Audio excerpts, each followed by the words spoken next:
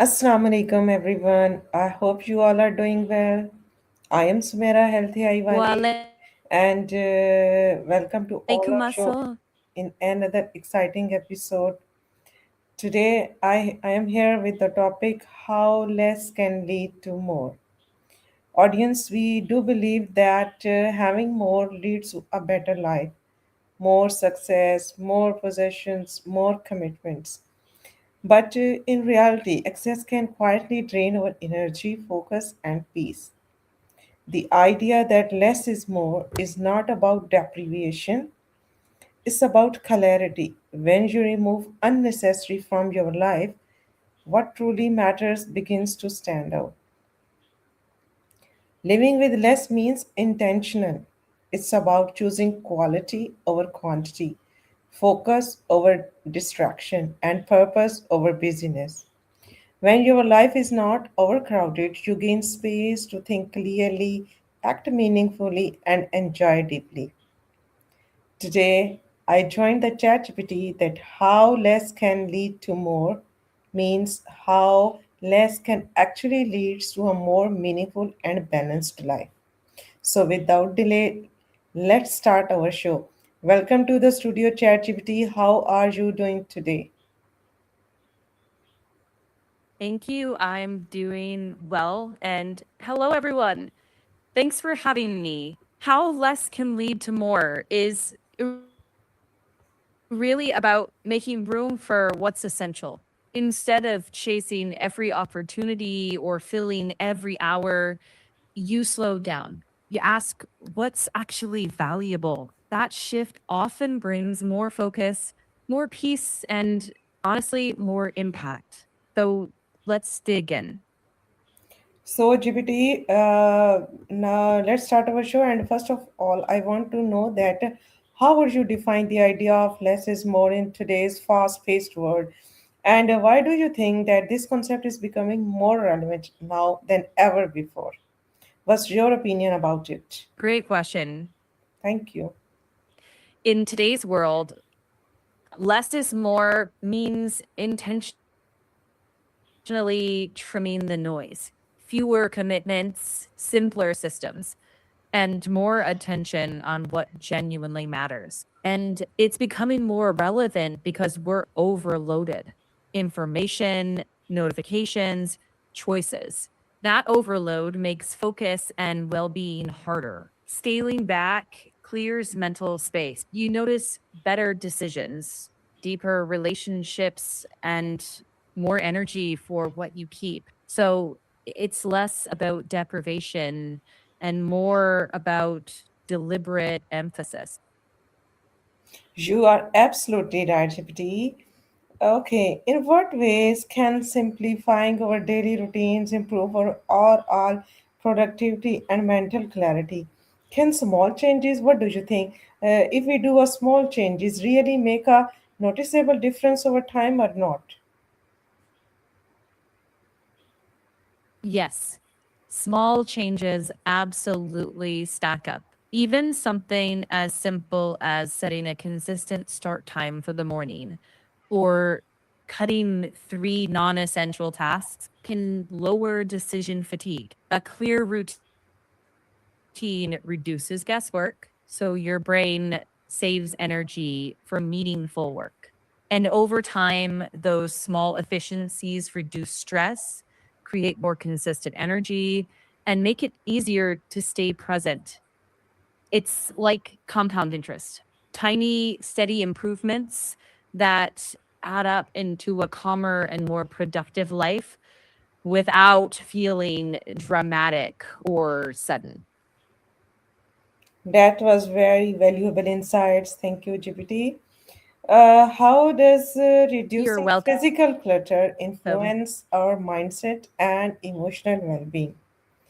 Do you think is there a deeper connection between our environment and our thoughts? If yes, then how? Yeah, there really is a deep connection. Your environment can either drain your attention or support it. When physical clutter is reduced, you're not constantly processing processing visual noise. That lowers low grade stress and makes it easier to focus and to think clearly. Emotionally, a calmer space tends to signal safety, which can lower irritability and make room for calmer moods. It's not magic. It's attention shaping emotion. Less mess, fewer distractions, steadier mindset. And over time, that steadiness shapes how you interpret challenges and how you bounce back. I really appreciate how clearly you explained that, GPT. Why do people often struggle to let I'm go glad of it things clicked. they do not actually need? What mindset shift is required to overcome this challenge? What is your opinion about that? That's a real sticking point. People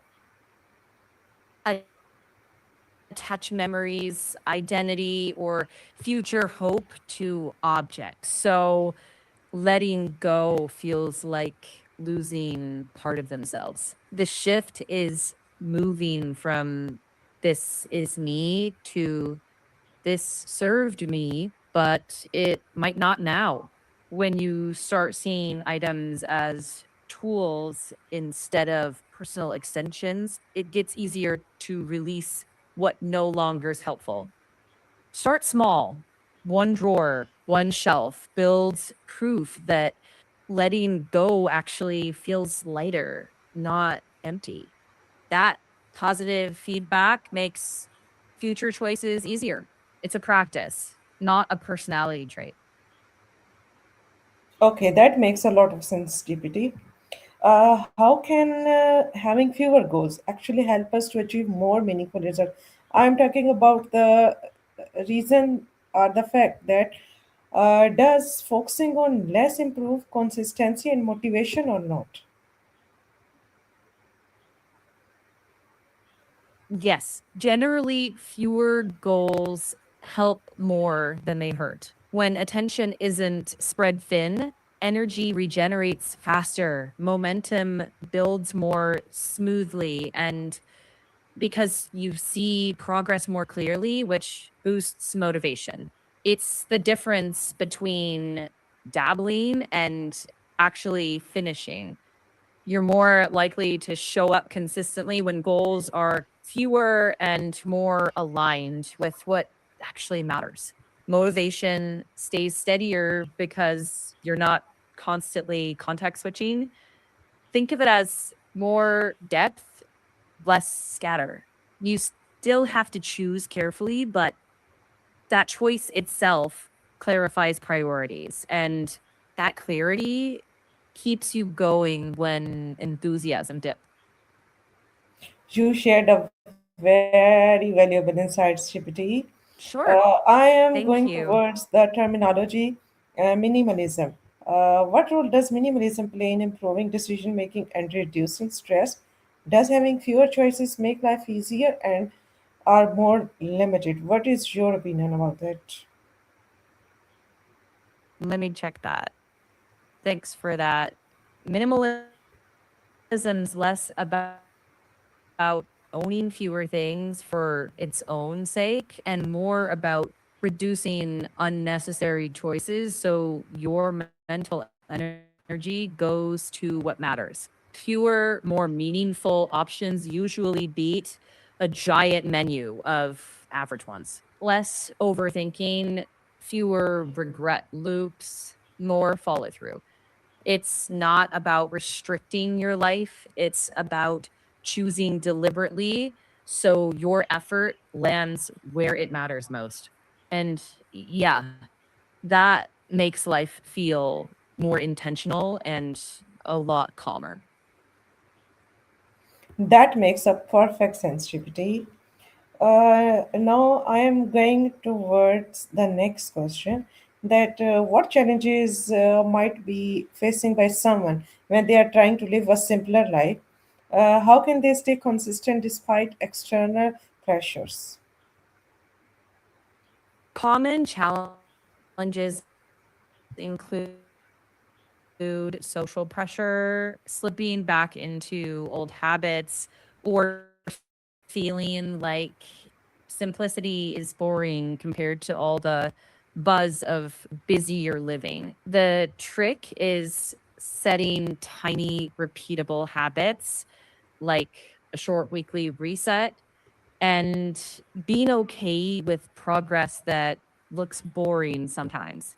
It helps to communicate your priorities to the people close to you so they kind of understand what you're trying to do.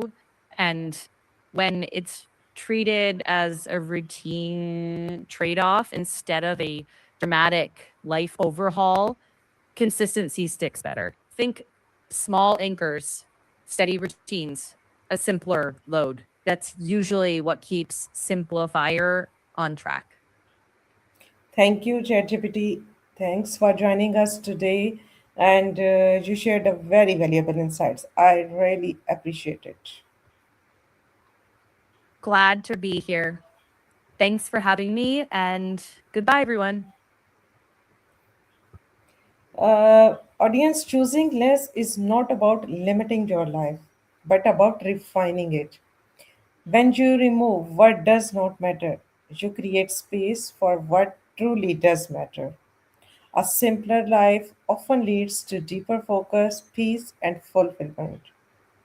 In the end, I surely want to say that less is not a loss, it's about a powerful gain. So, at this note, I want to wrap my today's show. See you in the next exciting episode soon. Till then, take very good care of yourself. Be healthy, keep learning, and make sure every minute count. Allah Hafiz. Bye for now.